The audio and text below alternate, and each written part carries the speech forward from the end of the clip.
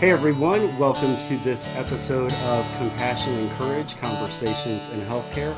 I'm your host, Marcus Engel, and this is the podcast where I teach compassionate communication, provide perspective, and inspire resilience. Today, I have the honor of welcoming Dr. Lisa Iezzoni to the podcast. Dr. Iezzoni is a professor of medicine at Harvard University and has one of the most incredible stories I think that I have had the pleasure of having on the podcast. So in addition to all of her academic background and her acumens as a doctor, Lisa, can I call you Lisa? Of course. Thank you. Thank you for being on the podcast. Thank you for spending this time with me. And thank you for sharing a bit of your life with the listeners today. I'm so happy to be with you, Marcus, but I do have to correct you on something. Tell me something. My story isn't incredible. There's so many other stories out there that are so much more than mine. So I just don't want to have that pressure on me to have an incredible story. Okay, we'll take the pressure off of an incredible story. Lisa has a story that I think we can learn from. Okay. I certainly have learned a lot from your story as well as from your research. And I'd love to start at the beginning, if we could. Take us back to what was your original desire to go into medicine and become a healing professional. Can you take us back to Lisa as a very young person choosing this career? No, it is definitely not Lisa as a very young person choosing this career, because my father practiced pediatrics part-time, and he did so in our house. And so we grew up with a sound of screaming children, there to get their vaccinations in our home. And so I was kind of surrounded by the notion that doctors hurt people, but of course they don't. Pediatricians, when they give vaccinations, are helping children, preventing future bad infectious diseases from happening. But it was definitely something that I didn't want to do.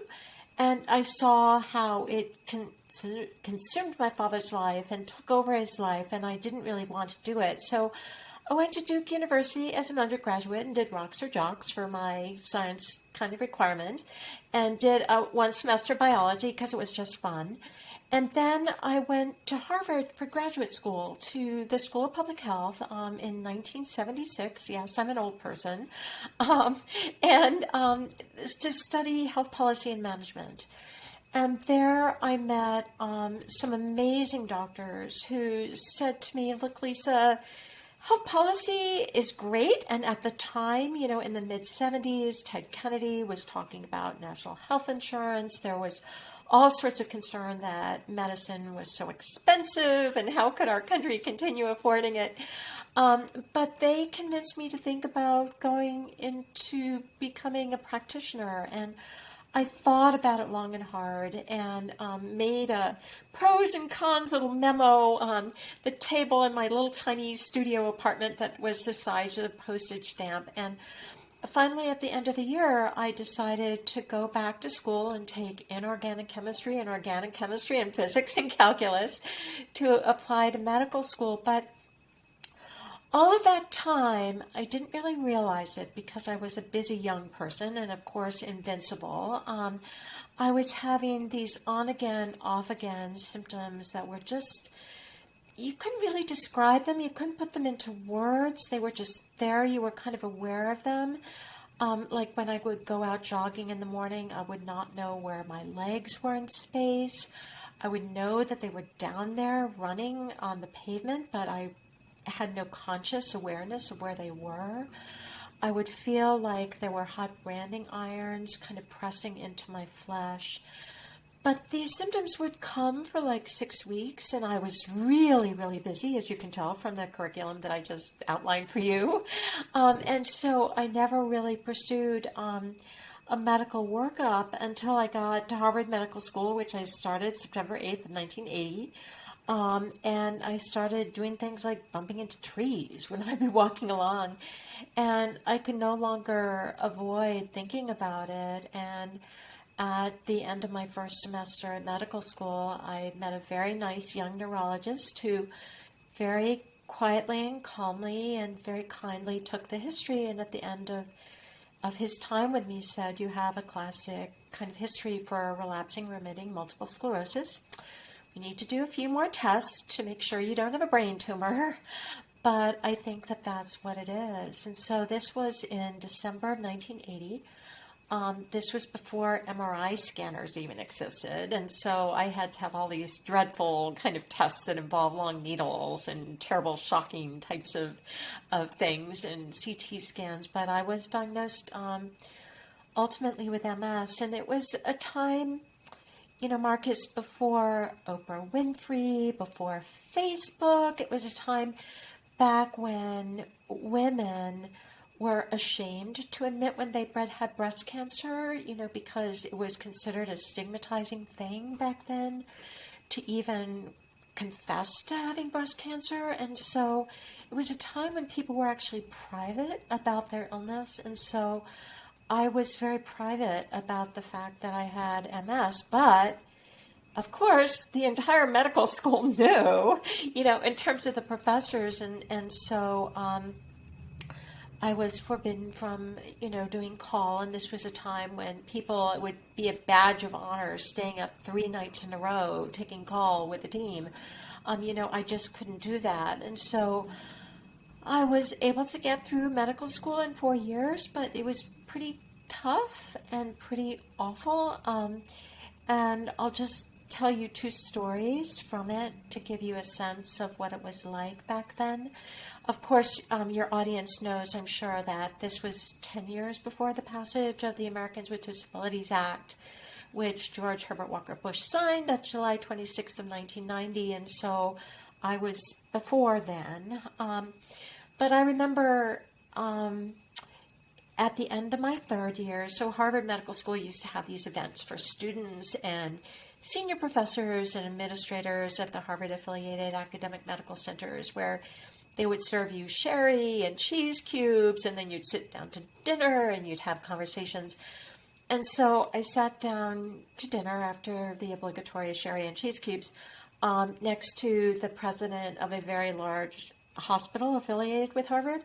And I described my story to him, and I said, "Look, do you think your hospital would let me do an internship or residency there? Maybe I would need to spend twice the amount of time." And he paused, and he considered, and he said, "The country has too many doctors right now for us to worry about training a, quote, handicapped physician. If that means that some people get left by the wayside, so be it." So I was pretty sure that things weren't going to go so well for me, but I went to my internship advisor in July, and that was the person who was supposed to write the letter for me that would go with my application for internship and residencies, and was told that the medical school, in its infinite wisdom, had decided that they were not going to write a letter to support me going on for an internship or residency, but that they would pass the hat to the chairs of medicine at the affiliated hospitals and see if they could put together a salary for me to have a position to train, but not a board-eligible position. So in other words, I could not sit for the boards and become a board-certified doctor after I had trained at one of these programs. And to be, a doctor at one of the big hospitals, you have to be board-certified. And so that made it a less attractive thing. But then he said that they had done that and that they had come up with a salary for me of about $3,000 a year.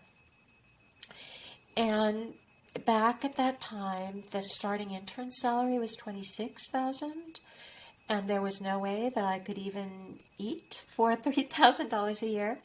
And so my understanding is from the lawyers that is something called constructive dismissal, where they don't outright fire you, but they kind of make the circumstances so miserable and untenable that you kind of leave of your own volition. But before I did that, I still very much wanted to go on to this profession that it had taken me a long time to decide to go into. I did one final thing. And that was that I went and spoke to a man named Dr. Charlie McCabe. And I tell this story only after having gotten his permission to tell this story, because it's more a story about Dr. McCabe than it's a story about me. And Dr. McCabe, I had run into at the Massachusetts General Hospital, where I was a student, did some rotations. I had run into him there in the emergency room. He had used a scooter, and I knew something about his story. He had been about to be what was considered at the time the equivalent of God. He had been about to become the chief resident of surgery at MGH when he was diagnosed with MS, multiple sclerosis.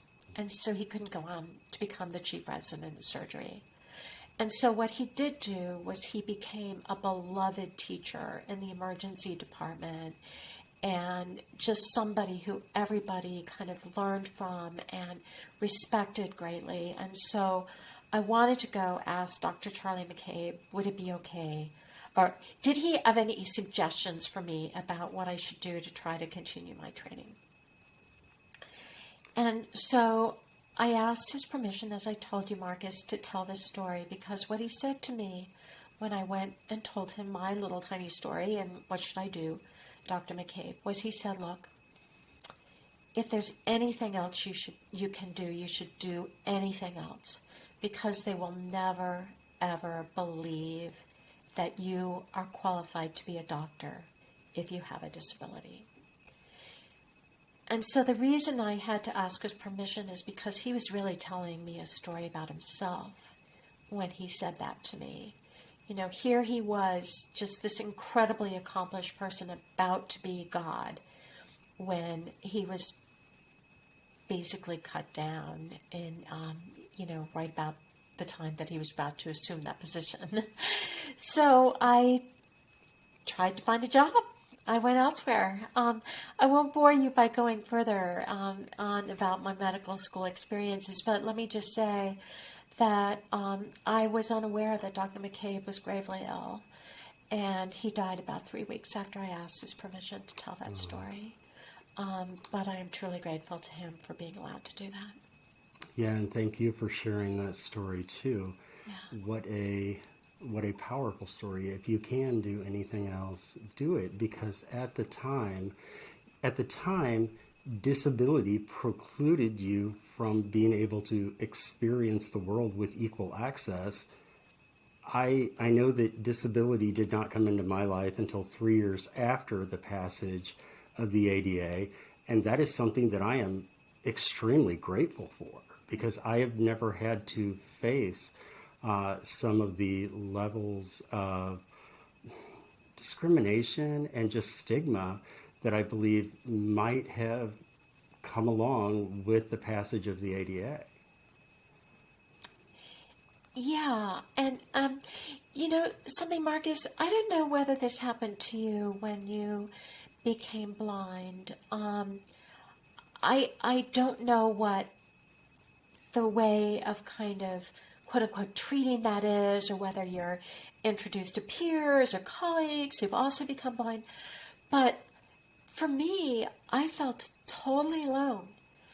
I had no idea that there was this community of people with disability that was very vibrant out there, that during the, 1980s and 1970s was holding sit-ins, at the federal building in San Francisco to get the Section 504 federal regulations passed.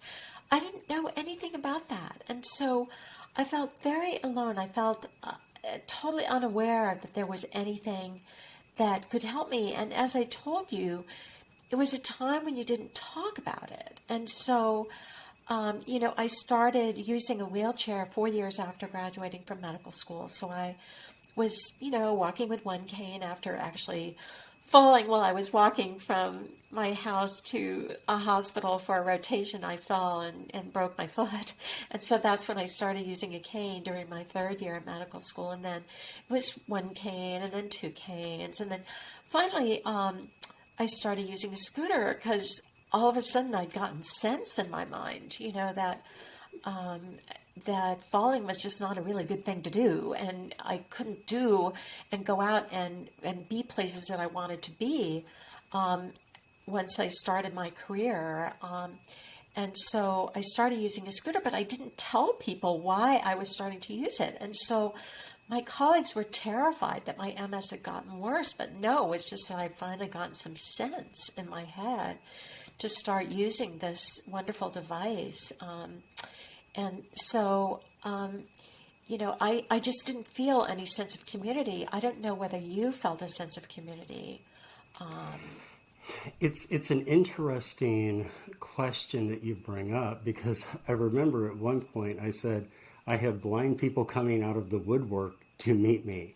And I believe that because there's, I think, probably a lot more people with MS than there are who are blind in this country. So the more you get down to a smaller percentage, the closer knit the club might be, so to speak. And so I felt very fortunate that in my early days of disability, I did have a support system. And the other thing that I'd like to take the time to plug here is the social workers in a major academic hospital that had the connections to help me, that had the relationships with other agencies and organizations and associations that would ultimately benefit me.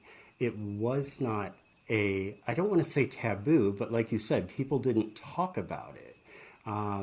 And keeping things kind of quiet. Like, I guess as children, we were taught, don't go ask that person about why they need a wheelchair, or why one limb is different from the other. We were taught that was rude.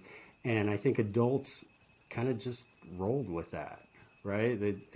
To where now we know that we can ask respectful, insightful questions of people without feeling as though it is incredibly disrespectful or rude to an individual. Yeah. So a couple of things to say based on what you just spoke about. The first is that there's probably about 400,000 people in the United States with MS. The number, it's kind of hard to tell how many there are, but that's the approximate number that there are. Number two is that it's a very gendered diagnosis. Because until MRI scanners came along, the relapsing remitting form is more common among women. About 75% of people who have the relapsing remitting form of MS are women. The primary progressive form, that is about 15% of the population with MS, is equally split between men and women. But the reason why I say this is because women would come with these weird symptoms, and they'd say to their doctors, I'm feeling tired. I just am exhausted all the time. I feel these strange sensations, and their doctors would look at them like they were crazy. I'm sure that you've heard about people with fibromyalgia and some of the other conditions, like long COVID actually is maybe becoming one of those where doctors don't really believe you that there's anything wrong with you. And so in the earlier days, like in the mid 20th century and so on, before MRI scanners came along, there were probably a lot of women who had MS who were never diagnosed with it, but were probably, they were just crazy, they were just complainers, they were just weak, or they were lazy. And in fact, I think that my Aunt Stella may have been one of those. I mean, I remember as a child being told that my Aunt Stella, she had to sit in a quiet room. She would just sit there in the dark. She wouldn't do anything. She probably had MS. She probably had MS, but it just wasn't diagnosed. And so I think that it's very qualitatively different from somebody suddenly going blind the way that you did. Where there's an objective test that you can take, that you can show that, this condition has happened. You don't have to prove that you're not lazy or that you're not this weak person. I mean, that's the thing about starting to use a wheelchair, as I was thinking, oh, people are going to think I'm lazy or I'm weak. But no, it was just that I finally got sense in my head. Yeah. You share some great stories there about the difficulty that we have and it certainly had in diagnosing. Obviously, things have changed a lot in the 40 now years that you've been living with MS.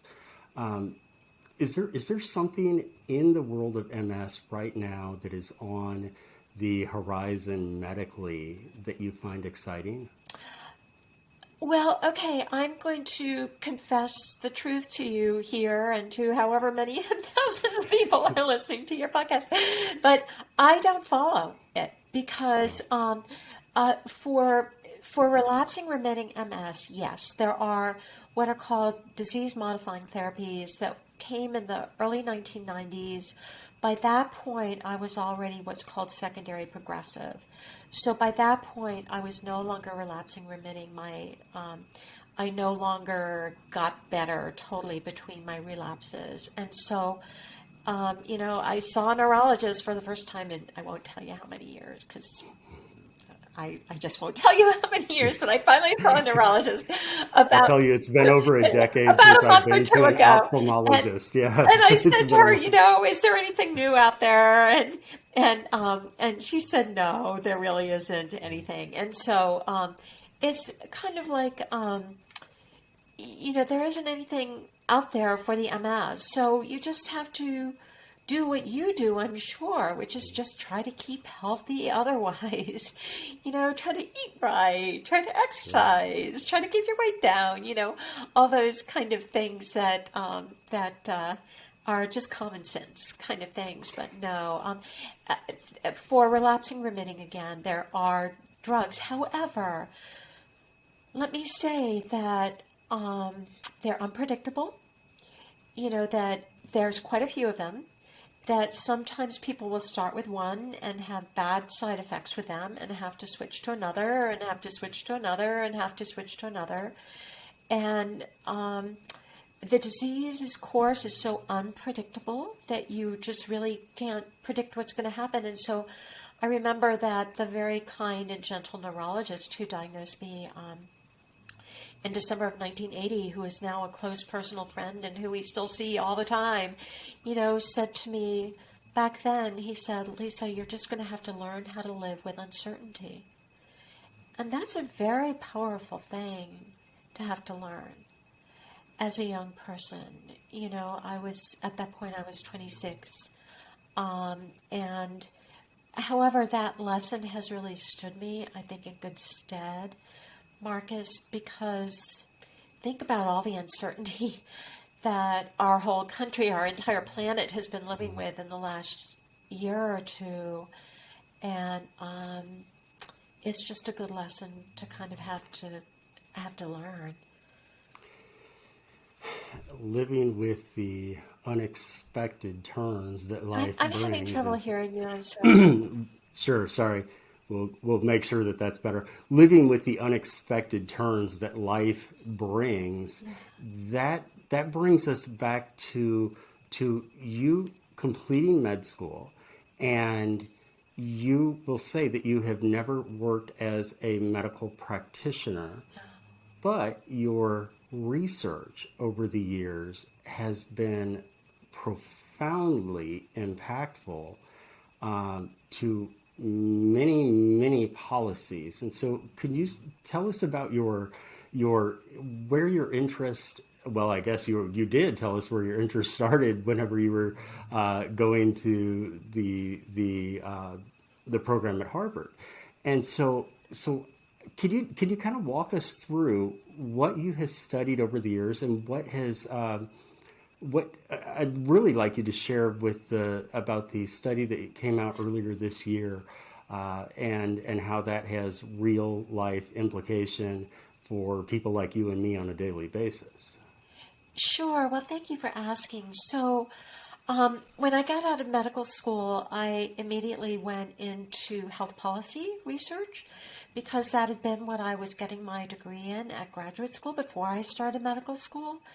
And and I worked my tail off because I was afraid of being fired the entire time. And so it was a classic case of overcompensation.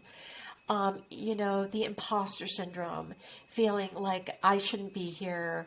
I have to prove myself. And so I was involved with a statistician, an economist, in coming up with a method that Medicare now uses to set payment levels for managed care organizations, based on the health of their members, so things like that. And I was involved in developing methods for evaluating quality of care. And so because I had the currency of academia, all the published papers, I got recruited back to Harvard and I got promoted to full professor in 1998, which is incredibly fast. Let's just put it that way. I'm not bragging on myself. I'm more saying that it was just kind of because I was so terrified of being, fired for being a person with a disability.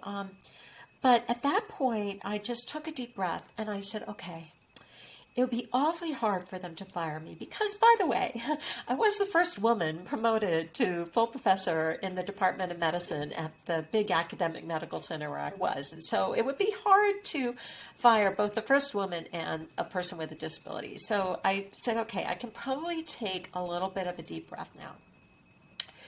And so I had to think about what would actually be very meaningful to me since I hadn't been able to practice medicine to do research on.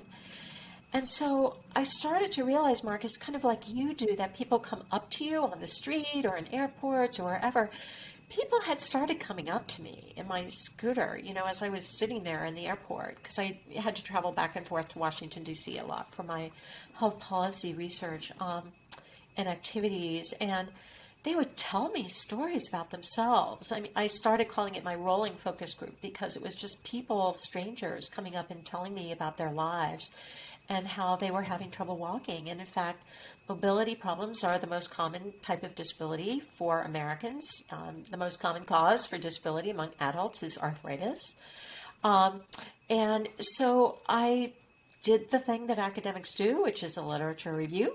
And I found that there wasn't much written on it. And I started doing research on disparities in healthcare for people with disabilities. And over the course, I've looked at primary care, I've looked at cancer care, I've looked at delays in diagnosis, I've looked at problems in getting treated, I've looked at pregnancy care, and by the way, people with disabilities are not viewed as sexual beings, and so they are not given reproductive health care the way that other women are.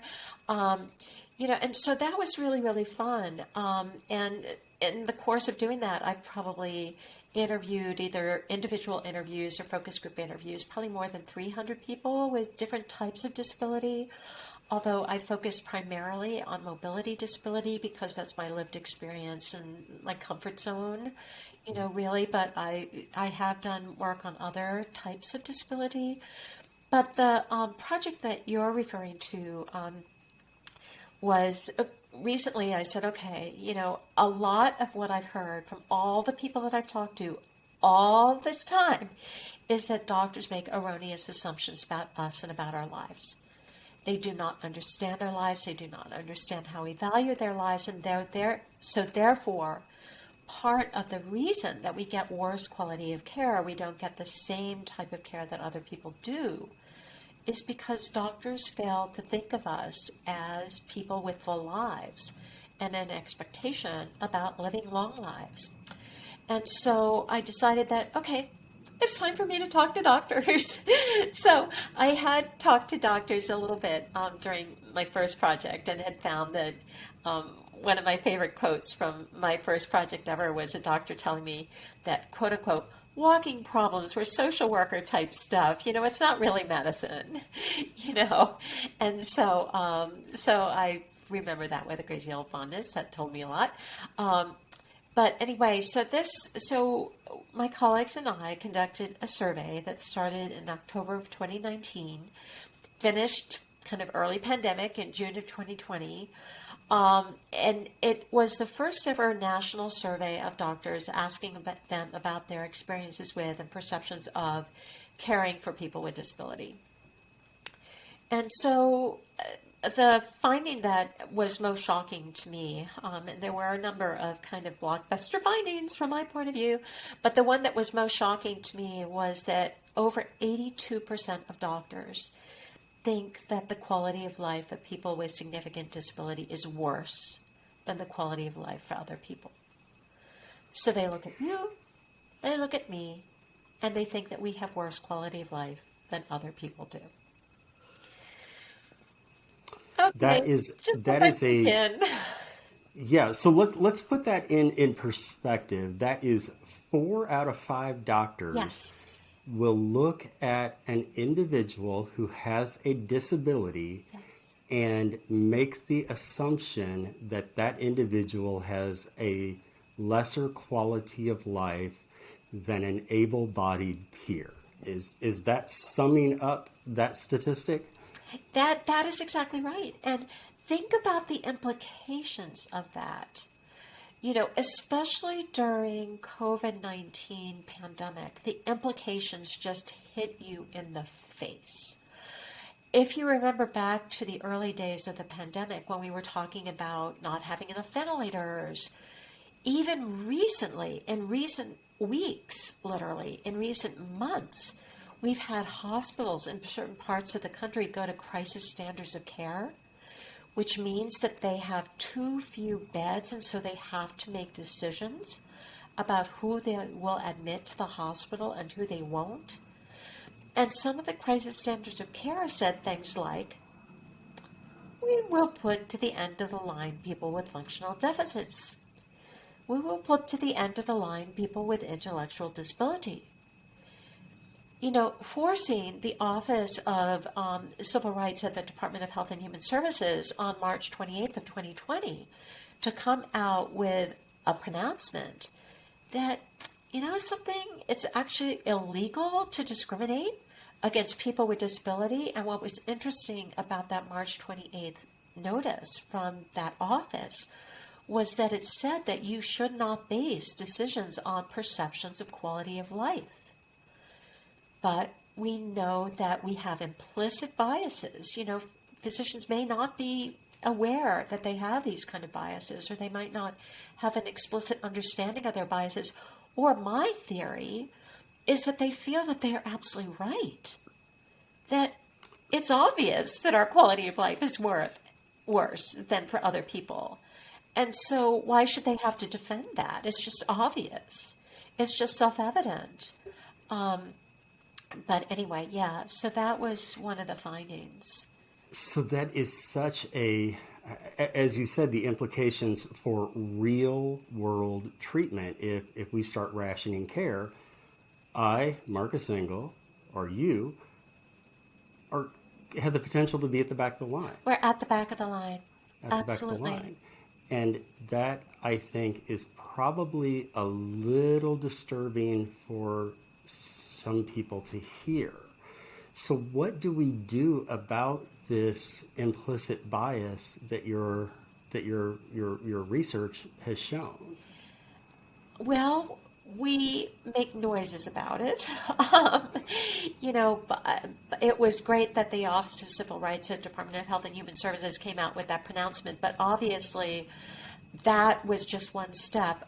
We need to make clear that this is just not going to be acceptable, and we need to be out there talking about this. And the thing is that disability happens to almost everybody, to some extent, to some degree, over the course of a long lifetime.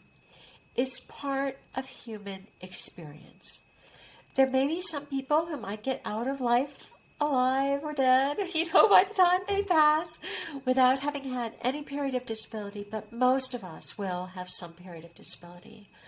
And so othering people with disability, making them seem as if they are so different that I can't imagine or have empathy for what their lives are like, is just denial and just, something that we need to think about how to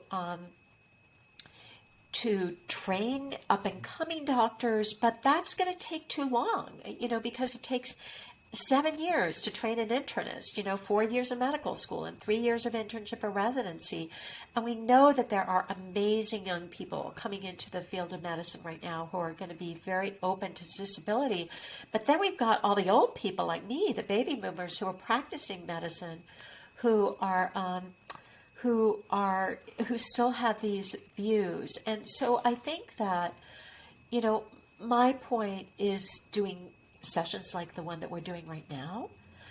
I actually am really excited that tomorrow, for the first time ever, a state is somebody who is a doctor and works with a state board of registration is having me participate in a continuing medical education session to talk to practicing doctors about disability. CMEs don't usually talk about disability. Continuing medical education doesn't usually do that. And so we need to try to just change hearts and minds. It's going to be tough. It's going to be a slog. But we have to know our rights. We have to know, what we can advocate for ourselves and for those that we love who also have a disability. And education and awareness always seem to be at the heart of absolutely. everything that we need to do. Yeah, but also, the title of your podcast, which is compassion. I mean, I don't want pity.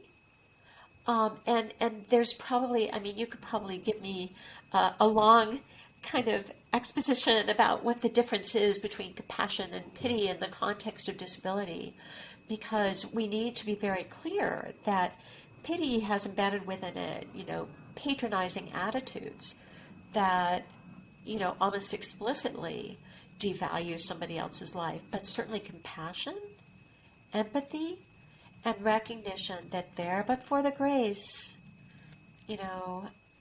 I happen to be the one in the wheelchair now, but you could be there tomorrow. I'm fortunate. For the last 4 or 5 years now, I've been teaching pre-meds at Notre Dame. And with these pre-meds, it's so interesting to hear their views as young people versus what views they have of disability versus what I may have had when I was 20 years old. And I've had several students with disabilities now that are going on to med school, and I'm so glad, I'm sure as you are, that we are now well past 1990, where these students will be given a fair shot at their education and residency, fellowships, training programs. And so I guess when we come into education and awareness, one of the definitions that we use for compassion is this. It is witnessing suffering, being moved by that suffering, and having a desire to ease that suffering. And if we act in compassion towards all people, we are very much taking into account the lived experiences of all people, not just those able-bodied folks, not just those who are living with disabilities, but all people. When we can have that simple acknowledgement and awareness,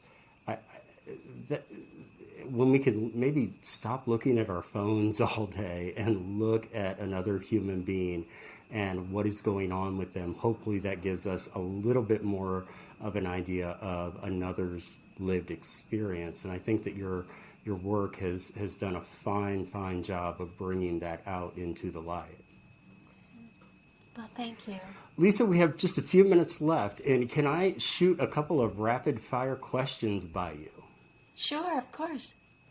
Wonderful. And these are not anything about medicine, about disability, about academics. These are strictly for fun. So, my first question for you is, if you happen to be stranded on a desert island and you can take with you one piece of art, one film, one book, one sculpture, one painting, one Broadway production, what is the piece of art that you would choose?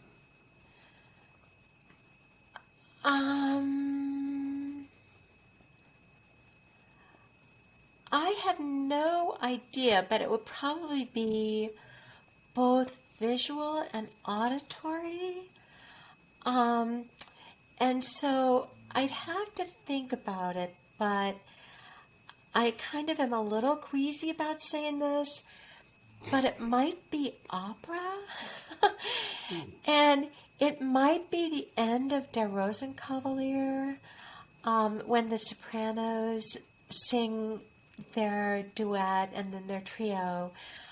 It's an older woman soprano who is giving her young lover over to the younger woman who takes over for her, and recognizing that life is, she's had a rich life, but it's time to let the younger generation take over for her.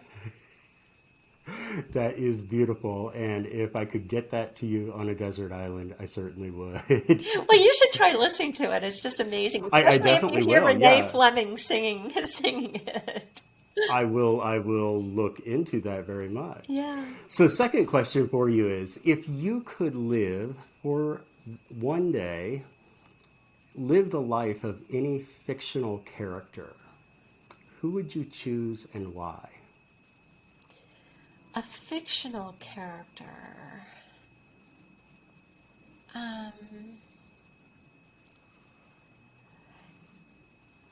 That's a really good question. I have actually no idea how to answer that. Do you have a favorite piece of fiction? Well, I have pieces of fiction that I read over and over and over and over again, but more to just kind of amuse myself.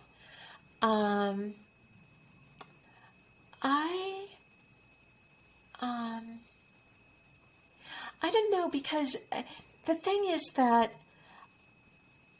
I don't want to go back too far in history, because women, the roles of women back, back before 1960 were very, very different than they are now. And so it would have to be current fiction, and I'm just not sure that I can think of a current fiction where I'd want Very to go. good. So, do you understand what I'm saying? Yes, absolutely, absolutely. So it would have to be fiction in the last 50, 60 years. Yeah, Then, but so what that fiction in the last 50 or 60 years has really grabbed me. So no, I'd have to think about that. I'm sure that there's something. I'm sure there's something. You'll think of it in the middle of the night Yeah. tonight, and you'll Yeah. email me tomorrow. Exactly. So with my last question then is, if you could have the world's largest billboard on the top of the world's largest peak, your message to all of humanity, what would that message be? Well, if it's around disability, I would take what the WHO said, that disability is part of the human condition. And just it's a universal experience that we all share this. And if we all share something, can't we understand each other and empathize with each other? Yeah, it's part of the human experience. Well, thank you so much for sharing your experiences with the audience today, with me.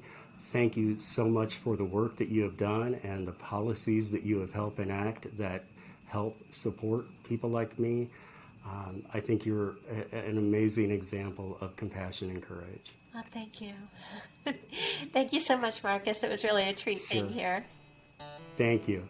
And thank you, listeners, for tuning in today. This has been Compassion and Courage, Conversations in Healthcare. I'm your host, Marcus Engel, and this is the podcast where I teach compassionate communication, provide perspective, and inspire resilience. Thank you all so much for being with us.